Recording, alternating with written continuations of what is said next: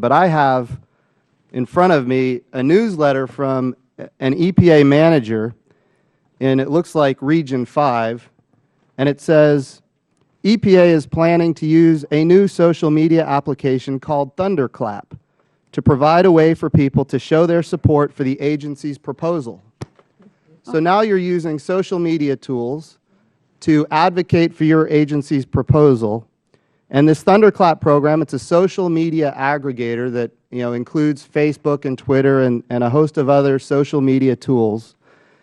And you're using your employees to advocate for your proposals and activating outside activist groups. Then before the Senate EPW committee, you testified that the EPA's Waters of the U.S. rule is justified because nearly 90% of the comments the EPA received favored the proposed rule. So you're hijacking the comment process, then you're using that data to justify your rule before the Senate EPA committee, or EPW committee. I'd like to ask you, to your knowledge, did EPA engage in a legal analysis to determine whether using Thunderclap in this manner violated the Anti-Lobbying Act prior to engaging in that activity? There was no question in terms of the agency that we had done and were doing nothing that constituted lobbying. It would be against the Anti-Lobbying Act. And it is well within the boundaries set by the Federal Government. Would you answer yes or no? I'm asking you the question, did you get any legal analysis before using Thunderclap and pressuring your employees to use Thunderclap? Look, I've got the newsletter here. Pressured an employee to use Thunderclap. If your agency is using a newsletter telling people to sign up for Thunderclap and promote the agency's proposal, would that not be an ethical violation where you're using your employees to advocate for your proposed rule? Let's dissect this if we could, sir.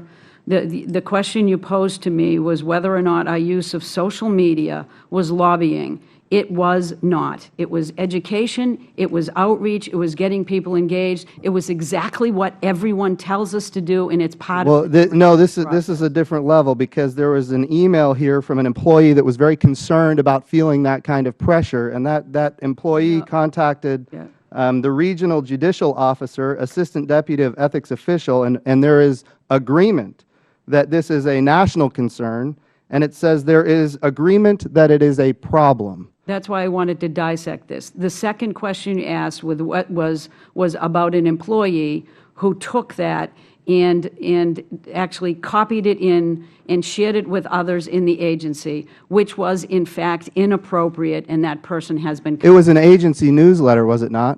Not that I am aware of. I don't know what it appeared in, sir, but he's been counseled, and as far as we know, nobody reacted to that. It says from the weekly DD news item. I would like to know what the weekly DD news item is and why it's coming from a regional director. It was a division director who made a mistake. He was counseled, and I don't want you to get confused by EPA's effort to engage people in the work that it's doing and get them active in considering how important clean water is. So you do realize that your own regional judicial officer, assistant deputy of ethics official, assistant deputy ethics official says that this is a problem.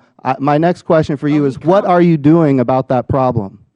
It is the information is no, as far as I know, he's been counseled to not do that. It should not have happened, but that has nothing to do with the fact that we use social media. There's two major concerns here. One is a potential violation of law with the Anti-Lobbying Act. That's I'm a Navy pilot by trade. I currently serve in the Oklahoma Air National Guard. Okay. I fought in the war in Iraq at the beginning. Imagine if President Bush during the war in Iraq said, we need our agency, we need our Department of Defense employees to advocate for removing Saddam Hussein. How do you think that would respond? We would feel pressure as employees of the Department of Defense to do that. Now, this is something that your agency has been involved in.